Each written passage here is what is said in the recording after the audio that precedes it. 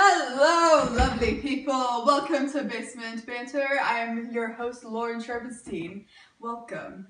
So today we're going to be talking about the rebirth after the Dark Ages, also known as the Renaissance.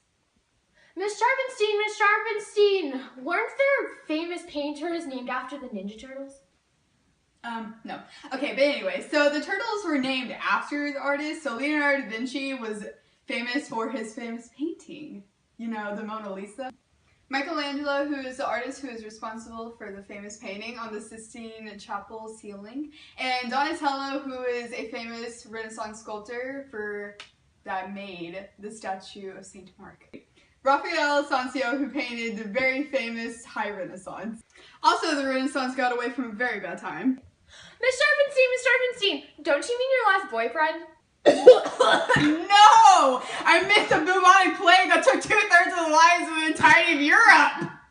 Yeah, crazy. Let's go to the thought bubble. The Renaissance began in the Italian city-states, which had wealth from commerce and trade. Venice was a very wealthy city-state known for its transportation in the Silk Road and spice trade routes. The only reason the Renaissance happened was because of Italy had lots of it. Money. After all, they had to fund scholars and they had to make new inventions. Many things were invented during the Renaissance, including mechanical clock in the 1300s, wallpaper, flush toilets, and the telescope, and including the microscope. One of the greatest inventions was created by Johannes Gutenberg, which was the printing press. The printing press allowed access for people to have the Bible anywhere, thus made the churches grow.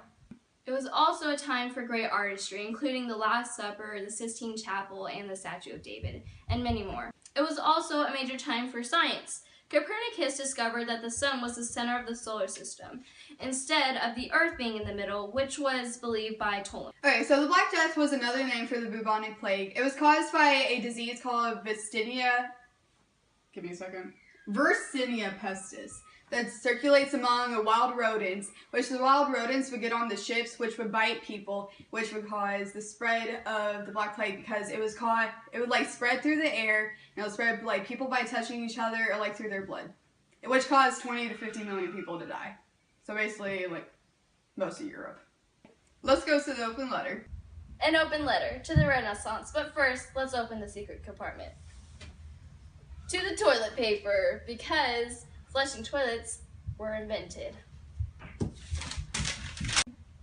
Dear Renaissance, why are there so many paintings of naked people? Didn't you think about what might happen if it were painted today?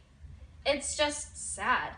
I know it was just to show reincarnation and antiquity, but did it really? Come on now. When kids learn about art, they see it and they giggle and close their eyes. Yes, it's because they're immature, we all know. Maybe you can do better after the rebirth of the United States after Trump makes America great again. Best wishes, Chloe Chadwick. Okay, so a little fun fact. So Ring Around the Rosies was about the Black Plague.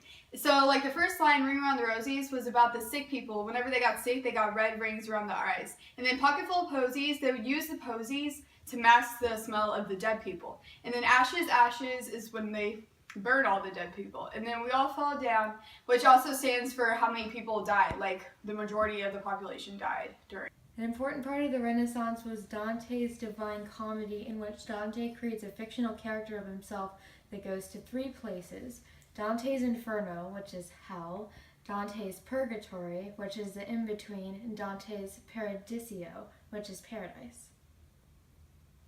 The fourth ring of hell finds people punished of greed, and these people were punished for being greedy, and they usually included cardinals and popes, surprisingly. And these people were punished by using great weights as weapons and never being able to take them off. Anger is the fifth ring. This is where wrathful and sullen are punished for sins. Dante is approached here by Filippo Argent, who is a prominent Florentine politician, and these people are punished by fighting in the river Styx and never being able to stop. Then there's heresy, which are victims of, they're heretics, so they don't really conform. And they must spend eternity in flaming tombs. Dante sees here Frederick II and Pope Anastasius II. The seventh circle of hell has to do with victims of violence, and these people, they're divided into 3 sections. So the outer ring is for murderers and violators of property, and they are punished by being sunk into a river of boiling blood and fire. The middle is for suicide, and these people are turned into plants that are fed on by mythical creatures called harpies. The inner are for blasphemers and sodomites, and they reside in a desert of burning sand and burning rain. The 8th circle is for fraud, and this circle is divided into 10 bolgia, or like deep ditches. Bolgia 1 is for seducers and panderers, Bolgia 2 for flatteners, Bolgia 3 for simony, Bolgia 4 for sorcerers and false prophets, Bolgia 5 for housed corrupt politicians, Bolgia 6 for hypocrites, Bolgia 7 is also hypocrites and thieves. Bolgia 8 is evil counselors and advisors. Bolgia 9 is divisive individuals, and Bolgia 10 is various falsifiers such as alchemists, perjurers, and counterfeits. And the 9th circle and the last circle is treachery. These are divided into 4 rounds. These victims were frozen in an icy lake for all eternity. Round 1 is called Cana.